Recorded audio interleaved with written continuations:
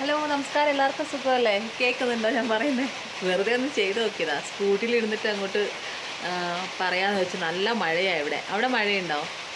നിങ്ങൾക്ക് എല്ലാവർക്കും കാലാവസ്ഥയൊക്കെ എങ്ങനെയുണ്ട്? ഇവിടെ ഭയങ്കര മഴയാട്ടോ. ഭയങ്കര മഴയല്ല, ഭയങ്കര എന്താ പറയുക, ഒരു ഒരു പ്രത്യേക കാലാവസ്ഥയാണ്.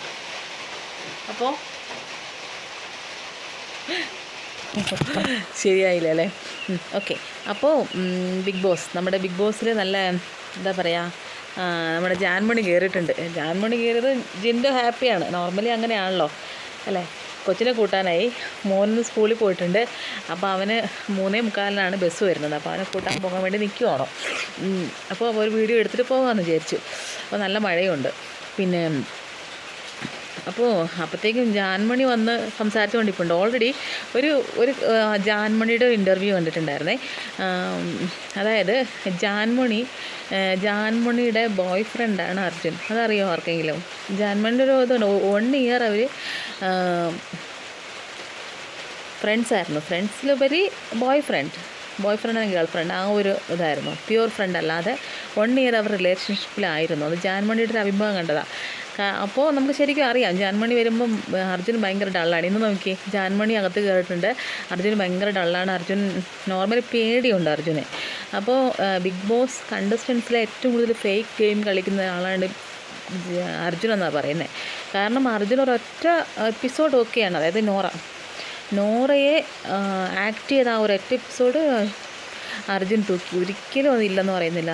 അർജുനെ പോലെ ആരും ചെയ്തിട്ടില്ല. പക്ഷേ ആ ഒരു എപ്പിസോഡ് കൊണ്ട് വോട്ട് കൂടാൻ മാത്രമൊന്നുമില്ല. കുറച്ച് കൂടുമായിരിക്കും. പിന്നെ ബാക്കി എല്ലാവരും ശ്രമിച്ച് അർജുൻ ചിലപ്പോൾ വോട്ട് കൂട്ടുമായിരിക്കും അല്ലേ? അങ്ങനത്തെ ഒരു ഓപ്ഷനേ ഉള്ളൂ. കുറച്ചൊക്കെ കൂടും. എന്നാലും ജിൻഡോയെ തകർക്കാൻ മാത്രമുള്ള വോട്ടൊന്നും അർജുന് ഇല്ല.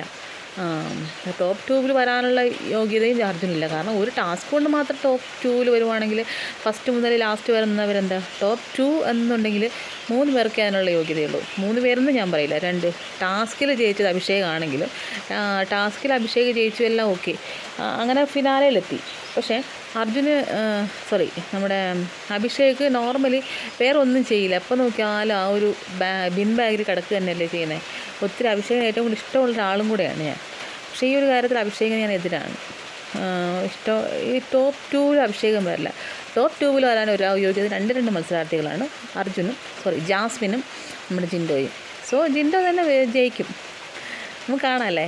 അപ്പോൾ അത് ജാൻമണി വന്നപാടെ ജാസ്മിൻ ഇനി എവിടെയെങ്കിലും ഒരു ആക്ടിവിറ്റി ഏരിയസ്, നമുക്ക് പുറത്തുള്ള ഡോറിൻ്റെ ആ ഒരു സ്ക്രീൻ ഓപ്പൺ ആവുന്നുണ്ട്. അപ്പോഴത്തേക്കും ജാസ്മിൻ വന്ന് സൈഡ് റൂമിലൊക്കെ പോയി എത്തി നോക്കുക, അവിടെ ഇനി എങ്ങാനും ഗബ്രി ഒളിച്ചിരിപ്പുണ്ടോ എന്ന് തോന്നുന്നു. ഗബ്രിയോടൊരു പ്രണയമുണ്ട് എന്ന് എനിക്ക് തോന്നുന്നു ജാസ്മിന്. അതൊരു അവൾ നെഗറ്റീവായിട്ടുണ്ടെങ്കിൽ, അതായത് ഗബ്രി വരാൻ സമയം ഗബ്രീനെ അവർ യൂസ് ചെയ്യുന്നു, അല്ലെങ്കിൽ ഉള്ളിൽ പ്രണയം ഉണ്ടാവാം. പുറത്ത് അവൾക്ക് അവനോട് ഇഷ്ടം തോന്നിയിട്ടുണ്ടാവാം അല്ലേ? 2-1 എന്തായാലും. എന്തായാലും ഇഷ്ടം പ്രണയിച്ച് കല്യാണം കഴിച്ച് സുഖമായിട്ട് ജീവിക്കട്ടെ അല്ലേ? പരസ്പരം ട്രസ്റ്റായിരുന്നാൽ മതി എന്നാണ് എൻ്റെ ഒരു ധാരണ.